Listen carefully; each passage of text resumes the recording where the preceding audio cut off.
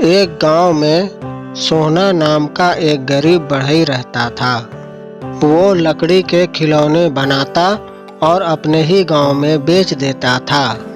उसके खिलौने कभी बिक जाते तो कभी नहीं बिक पाते थे। सोहना इससे परेशान रहने लगा। घर चलाना बहुत मुश्किल हो रहा था। एक दिन उसने अपनी पत्नी सालू से कहा, सालू, ये गरीबी अब पीछा नहीं छोड़ेगा।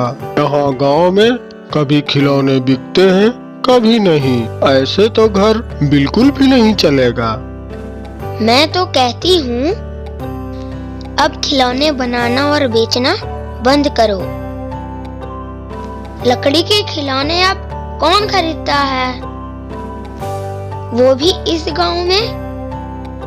मेरी मानो तो शहर में जाके कुछ काम धाम करो, कम से कम दाल रोटी तो चले।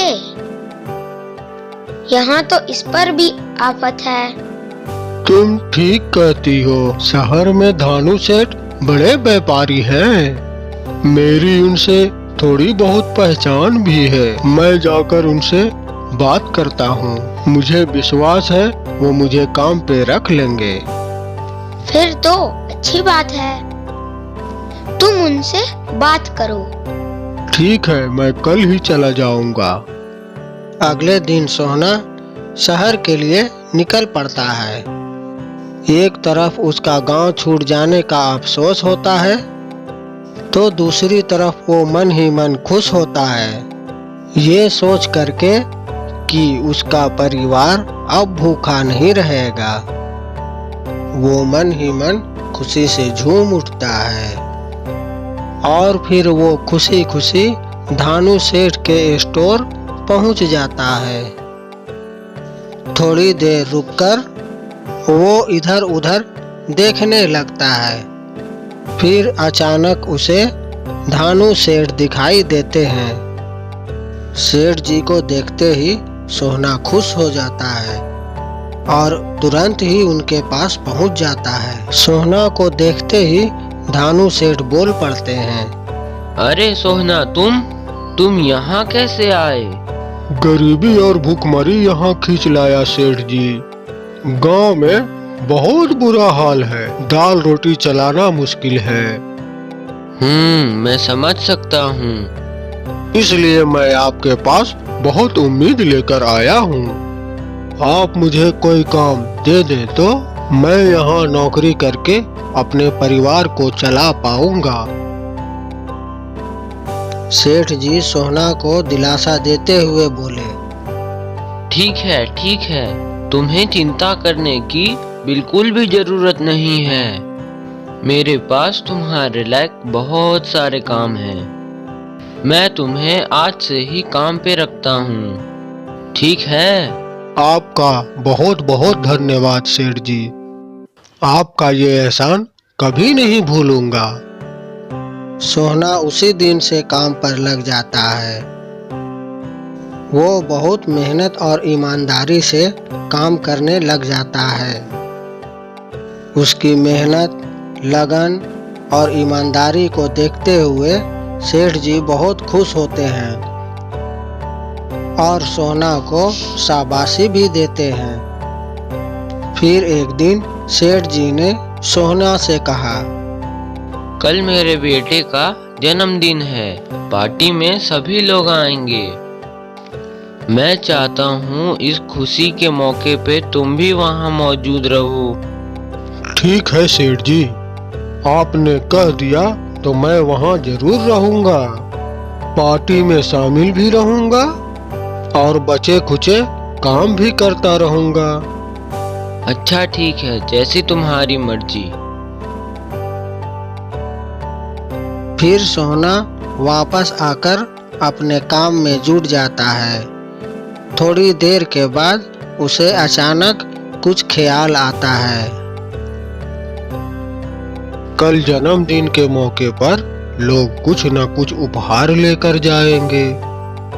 मुझे भी कुछ लेकर जाना चाहिए, लेकिन मैं क्या ले जाऊं? मेरे पास तो पैसे भी नहीं है। एक आइडिया आया। मैं सेठ जी के बेटे के लिए अपने हाथों से एक शानदार लकड़ी का घोड़ा बनाऊंगा।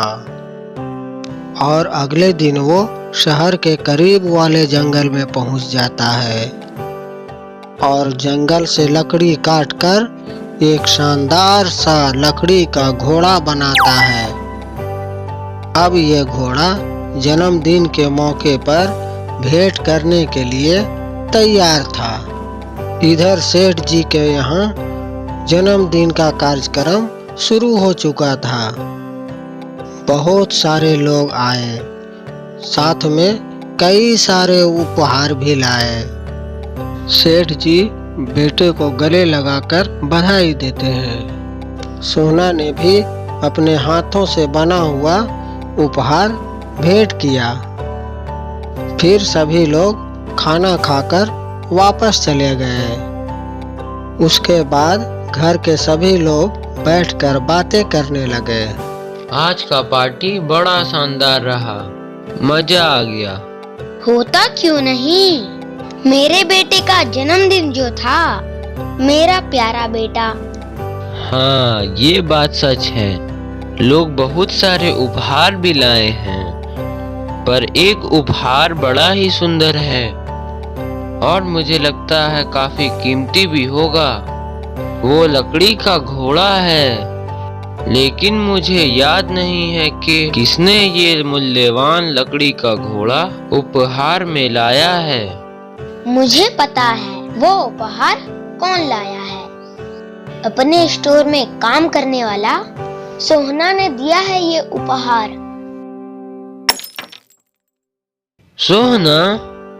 सोहना इतना कीमती उपहार कैसे ला सकता है? लेकिन ये सच है। मैंने सोहना को ये उपहार लाते हुए अपनी आंखों से देखा है। अगले दिन सेठ जी ने सोहना से पूछा, सोहना, कल जन्मदिन पर उपहार में लकड़ी का कीमती घोड़ा क्या तुमने दिया था? हाँ सेठ जी, मगर वो कीमती नहीं है। इसे तो मैंने अपने हाथों से बनाया है। इसमें पैसे नहीं, मेहनत खर्च हुए हैं। गांव में मैं यही तो काम करता था। ये तो बहुत अच्छी बात है। मुझे तुम्हारे बनाए लकड़ी का घोड़ा बहुत पसंद आया। तुम ऐसा करो, ऐसे ही तरह का बहुत सारे खिलौने बनाओ। मैं उसे अपने स्टोर में बेचना शुरू करता हूँ। देखना, यहाँ खूब बिकेंगे तुम्हारे हाथों के बनाए खिलौने। ठीक है सेठ जी, मैं आज ही जंगल से ढेर सारी लकड़ियाँ काट कर ले आता हूँ। और फिर सोहना उसी जंगल में पहुँच जाता है और वहाँ ढेर सारे लकड़ियाँ काटकर जमा करता है और फिर उसे बांधकर वापस लेकर आ जाता है। उन लकड़ियों से तरह तरह के खिलौने बनाता है। अपने खोए हुए हुनर को वापस पाकर सोहना खुश हो जाता है।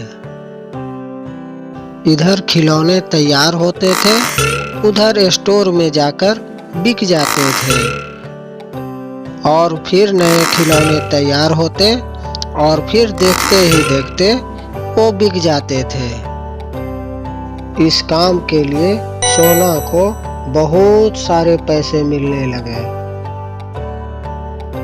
और इस तरह सोहना का किस्मत बदल गया।